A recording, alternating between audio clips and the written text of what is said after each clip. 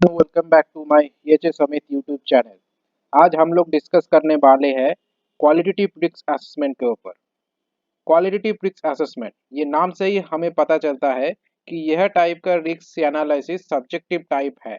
That means ये type का risk assessment करने के बाद हमें रिस्क का क्वालिटी पता चलता है। ये टाइप का रिस्क का जो रिजल्ट है वो इम्पैक्ट रैंकिंग मैट्रिक्स के द्वारा निर्धारित होता है। क्वालिटेटिव रिस्क असेसमेंट हम तभी करेंगे जब हमारे पास इनफ टाइम, मनी और डाटा अवेलेबल नहीं है to perform quantitative risk assessment. इससे हमें पता चलता है कि quantitative risk assessment is more accurate than qualitative risk assessment. Qualitative risk assessment करने के लिए हमें ये 5 स्टेप्स को फॉलो करना पड़ता है, जिसमें पहला स्टेप में एक टीम फॉर्मेशन करना पड़ता है जो टीम रिस्क को आइडेंटिफाई करेगा। एंड सेकेंड, वो रिस्क को आइडेंटिफाई करने के बाद हमें वो पोटेंशियल रिस्क को आइसोलेट करना पड़ेगा, जिससे क्या कोई भी वो रिस्क को एक्सेस ना कर पाए। एंड थर्ड, वो रिस्क को आइसोलेट करने के बाद हम वो रिस्क को प्रायोरिटाइज करेंगे। एंड फोर्थ, प्रायोरिटाइज करने के बाद based on the priorities of that risk हम स्ट्रेटेजीज बनाएंगे कि कैसे हम लोग वो रिस्क को मिटिगेशन करें। And fifth, after the mitigation of that risk हम लोग वो रिस्क को मॉनिटर करेंगे, जिससे हम लोग देखेंगे कि जो रिस्क मिटिगेशन एक्शन प्लान हम लोग लिए हैं उसका इफेक्टिवनेस सही से काम कर रहा है कि नहीं। तो ये 5 स्टेप के द्वारा ही कोई भी क्वालिटेटिव रिस्क असेसमेंट को किया जाता है। क्वालिटेटिव रिस्क असेसमेंट का एक इम्पॉर्टेंट टूल है PHA, that is process hazard analysis. As per OSHA requirement, किसी भी इंडस्ट्री का प्रोसेस में जहाँ पे हैजार्डस केमिकल यूज होता है वहाँ पे प्रोसेस हैजर्ड एनालिसिस को इम्प्लीमेंटेशन करना बहुत ही जरूरी है। हम लोग एक्सेप्ट हैजॉब बाकी सब क्वालिटेटिव रिस्क असेसमेंट का टूल के बारे में बात करेंगे। बोट आई एनालिसिस, बोट आई एनालिसिस तभी यूज होता है जब कोई भी प्रोसेस का रिस्क लेवल बहुत ही हाई है एंड उसका जो कंट्रोल मेजर का जो इफेक्टिवनेस है वो बहुत ही लो है। ऐसा सिनेरियो में ही बोट आई एनालिसिस को परफॉर्म किया जाता है। ये एक स्टैंडर्ड टेम्पलेट है जिसमें बोट आई एनालिसिस को प्रैक्टिकली किया जाता है।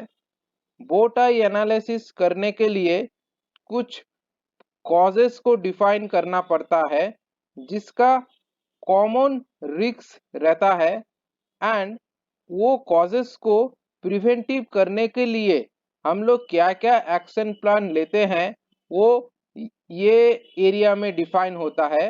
एंड वो कॉजेस को कंट्रोल करने के लिए क्या क्या हम लोग कैजुअल मैकेनिज्म ले रहे हैं वो ये एरिया में डिफाइन होता है। एंड फिर भी अगर रिस्क आइडेंटिफाई होता है देन वो रिस्क को यहाँ पे आइडेंटिफाई किया जाता है and after identify the risk उसको कंट्रोल करने के लिए क्या मैकेनिज्म लिया जाता है वो ये एरिया में डिफाइन होता है।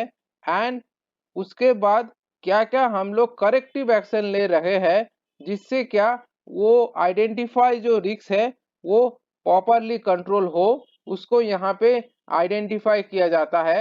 एंड वो जो रिस्क जो आइडेंटिफाई हुआ उसका क्या क्या कॉन्सिक्वेंस हो सकता है उसको हम लोग इस तरीके से ये टेम्पलेट के द्वारा हम लोग बोट आई एनालिसिस कर सकते हैं। ये टेम्पलेट से ही हम लोगों को पता चल रहा है कि ये जो एनालिसिस सिस्टम है ये बोट आई जैसा दिखने में है, इसीलिए ही इसका नाम बोट आई एनालिसिस रखा गया है। सेकेंड जो टूल है that is fault tree analysis. Fault tree analysis एक टॉप डाउन अप्रोच है। ये तभी यूज होता है जब कोई इंडस्ट्री में हाई हैजार्ड है। फॉल्ट ट्री एनालिसिस करने के लिए हमें कुछ सिंबल को समझना पड़ेगा जैसे ये सिंबल को टॉप इवेंट बोला जाता है, ये सिंबल को इंटरमीडिएट इवेंट बोला जाता है, इसको बेसिक इवेंट बोला जाता है, ये सिंबल को अंडर डेवलपमेंट इवेंट बोला जाता है, ये सिंबल को ट्रांसफर इन बोला जाता है, ये सिंबल को ट्रांसफर आउट बोला जाता है, ये सिंबल को एंड गेट बोला जाता है, ये सिंबल को प्रायोरिटी एंड गेट बोला जाता है, ये सिंबल को और गेट बोला जाता है, ये सिंबल को एक्सॉर गेट बोला जाता है। अभी हम लोग प्रैक्टिकली समझेंगे कि कैसे फॉल्ट ट्री एनालिसिस को हम लोग इम्प्लीमेंट करें। ये एक स्टैंडर्ड टेम्पलेट है जिसके द्वारा हम लोग समझेंगे कि फॉल्ट ट्री एनालिसिस को हम लोग कैसे प्रैक्टिकली इम्प्लीमेंट करें। एक कंपनी में एक फेलियर हुआ है, जो फेलियर है फायर प्रोटेक्शन सिस्टम का फेलियर। अभी फायर प्रोटेक्शन सिस्टम का फेलियर तब भी हो सकता है जब either fire detection system fall हो गया है और फायर सप्रेशन सिस्टम फॉल हो गया है। ये दोनों में से कोई भी एक अगर सिस्टम फॉल हो गया तब फायर प्रोटेक्शन सिस्टम फॉल हो सकता है, इसीलिए यहाँ पे और गेट लगाया गया है। अभी फायर डिटेक्शन सिस्टम कब फॉल हो सकता है ना, जब फेलियर ऑफ स्मोक डिटेक्टर हो सकता है and failure of heat detector sensor हो सकता है। दैट मीन्स ये दोनों प्रोसेस अगर फेलियर हो तभी फायर डिटेक्शन सिस्टम फॉल हो सकता है, इसीलिए यहाँ पे एंड गेट दिया गया है। फायर सप्रेशन सिस्टम कब फॉल हो सकता है ना, आइदर स्प्रिंकलर सिस्टम में कोई पानी है नहीं और स्प्रिंकलर सिस्टम का नोजल ब्लॉक है, ये दोनों में से कोई भी अगर सिस्टम या प्रोसेस अगर फेलियर हुआ तो फायर सप्रेशन सिस्टम फॉल कर सकता है, इसीलिए यहाँ पे और गेट दिया गया है। अभी स्मोक डिटेक्टर का जो सेंसर है कब डेफिनेटली फॉल करेगा, जब स्मोक फेल करेगा। तो ये जो है ये बेसिक कारण है, इसलिए ये सर्कल के अंदर बेसिक इवेंट के द्वारा इसको दिखाया गया है। Similarly failure of heat detector system कब होगा ना, जब हीट फेल करेगा, ये भी एक बेसिक इवेंट है, इसके लिए ये सर्कल के द्वारा ये सिंबल के द्वारा इसको दिखाया गया है। एंड स्प्रिंकलर सिस्टम में कब पानी नहीं रहेगा ना, जब पंप फेल करेगा, इसलिए ये भी एक बेसिक इवेंट है, इसके लिए ही ये सर्कल के द्वारा दिखाया गया है। अब स्प्रिंकलर का जो नोजल है वो ब्लॉक कब हो सकता है ना, जब नोजल फेल हो गया, ये भी एक बेसिक इवेंट है, इसके लिए ही इसको सर्कल के द्वारा यहाँ पे दिखाया गया है। इस तरीके से हम लोग फॉल्ट ट्री एनालिसिस के द्वारा क्वालिटेटिव रिस्क असेसमेंट करके किसी भी सिस्टम का फेलियर का रूट कॉज हम लोग आइडेंटिफाई कर सकते हैं। अभी हम लोग डिस्कस करेंगे व्हाट इफ एनालिसिस के बारे में। व्हाट इफ एनालिसिस के द्वारा हम लोग डिटरमाइन करते हैं कि क्या गलत हो सकता है एंड उस तरीके का सिनेरियो को हम लोग कंसीडर करते हैं एंड कंसीडर करने के बाद उसको जज करते हैं एंड जज करने के बाद उसका लाइक्लीहुड एंड कॉन्सिक्वेंस को डिटरमाइन करते हैं एंड उसके बाद हम लोग जो रिस्क असेसमेंट करते हैं उसको ही what if analysis qualitative risk assessment कहते हैं। व्हाट इफ एनालिसिस को करने के लिए ये फॉलोइंग स्टेप को फॉलो करना पड़ता है। जैसे पहले पर्पस को डिफाइन करना पड़ता है, सेकेंड टीम को असेंबल करना पड़ता है, थर्ड टीम को ऑब्जेक्टिव के बारे में बताना पड़ता है कि हमें क्या चाहिए एंड हमें क्या करना है एंड ये एनालिसिस का पर्पस क्या है। एंड ये है total what if qualitative risk analysis process, जिसके द्वारा किसी भी रिस्क को डिटर्मिनेशन किया जाता है। ये एक स्टैंडर्ड टेम्पलेट है जिसके द्वारा व्हाट इफ एनालिसिस को डिटरमाइन किया जाता है एंड उसका जो रिपोर्ट है उसको फॉर्म किया जाता है। यहाँ पे हर एक टास्क के अगेंस्ट में व्हाट इफ को ऐड करना पड़ता है एंड उसका प्रोबेबल आंसर को आइडेंटिफाई करना पड़ता है एंड बेस्ड ऑन दैट वो टास्क का लाइक्लीहुड एंड सिवियरिटी को डिटरमाइन करने के बाद उसका रिकमेंडेशन को यहाँ पे आइडेंटिफाई किया जाता है। अभी नेक्स्ट जो क्वालिटेटिव असेसमेंट का मोस्ट पॉपुलर टूल है ये है FMEA, that is failure mode effect analysis.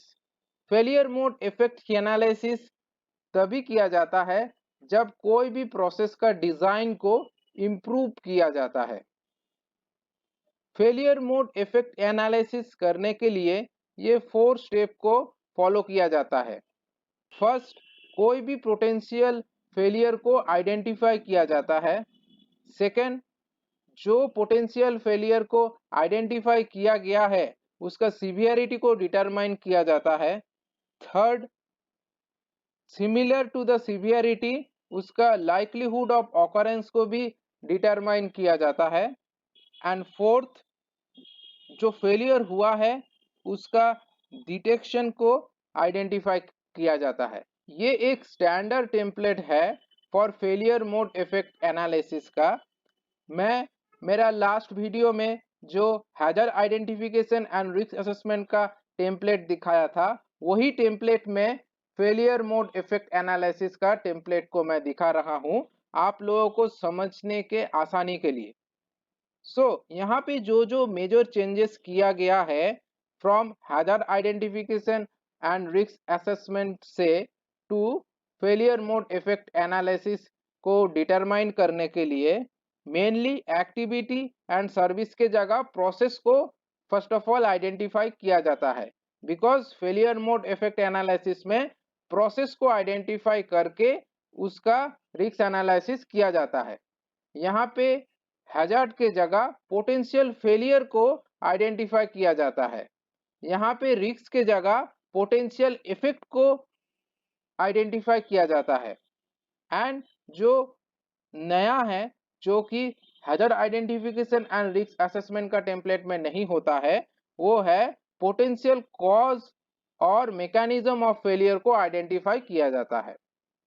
And उसके बाद एग्जिस्टिंग कंट्रोल और मेजर के जगह करंट प्रोसेस कंट्रोल को आइडेंटिफाई करना होता है। एंड उसके बाद लाइक्लीहुड ऑफ ऑकरेंस को डिटरमाइन करना पड़ता है। And similarly severity of occurrence को भी डिटरमाइन करना पड़ता है। And combination of likelihood of occurrence and severity of occurrence risk priority number को डिटरमाइन किया जाता है। एंड रिस्क प्रायोरिटी नंबर अगर टॉलरेबल रिस्क जोन के अंदर अगर आता है तो हमें रिकमेंडेड एक्शन प्लान लेना पड़ता है।